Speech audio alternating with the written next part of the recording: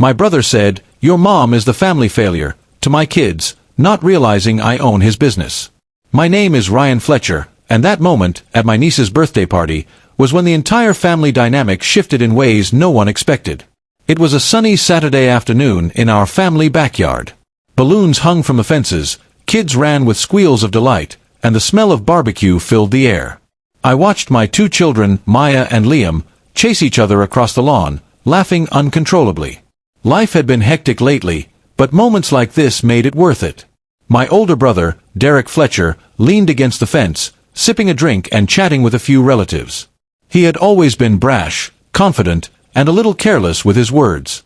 I had learned early on to ignore it, until he turned to my kids, casually, with a smirk. "Honestly," he said, loud enough for everyone to hear, "your grandma is the family failure. Don't grow up thinking she's some great example. Trust me, she's the reason things are the way they are." Time seemed to freeze. My kids looked up at him, confused and slightly alarmed. The relatives around us gasped. My mom, Linda Fletcher, stiffened. Her face went pale, hurt flashing in her eyes. I set down my drink slowly and walked toward Derek, my voice calm but edged with steel. "Derek," I said, "I think it's time you understand the consequences of your words." He laughed nervously. "Ryan, it's just a joke." "Not a joke," I interrupted. "You're standing here insulting my mom in front of my children. That's not just careless. It's disrespectful." The silence around us grew heavier. My mother, still frozen, couldn't speak. My kids clutched each other's hands, unsure what to do.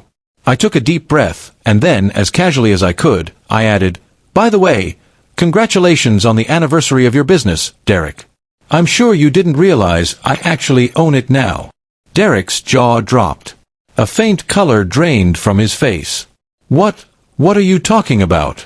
I leaned in slightly, maintaining a calm, steady tone. "You've spent years claiming ownership, making all the calls, building a reputation. But the majority stake? That's mine.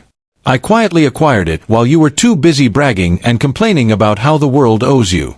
Funny, isn't it?" He sputtered. That's impossible." I shook my head slowly. "Not impossible. Smart investing, careful planning, and paying attention to what really matters. The company you flaunt as yours, Derek, is under my name. And every profit, every decision, every asset is controlled by me." Mouth open, he took a step back. The relatives around us were staring, wide-eyed. My mom, finally finding her voice, whispered, "Ryan," in disbelief. "Yes, Mom," I said, turning to her. "You've never been a failure. You've been our foundation. Everything Derek believes he has achieved, he owes in large part to the lessons you taught him: integrity, hard work, patience, things he's too blind to recognize." I paused, looking at my kids, who were absorbing everything with a mixture of awe and pride. "And to my children," I continued, "remember this: never let anyone demean your family or your heritage. Respect isn't optional, and those who act as if it is, they rarely know what's really going on behind the scenes." Derek's face was pale, red, and a mix of shock and humiliation. He tried to speak again, but I raised a hand. "No, this isn't about a debate. It's about facts." Later that evening, Derek left the party early, muttering under his breath. He had realized, too late, that words carry weight, and that arrogance without awareness can be dangerous. The rest of the family stayed behind, quietly congratulating me and, more importantly, comforting my mother. She hugged me tightly, whispering, "I never imagined you would do this, but thank you." I smiled, holding her close.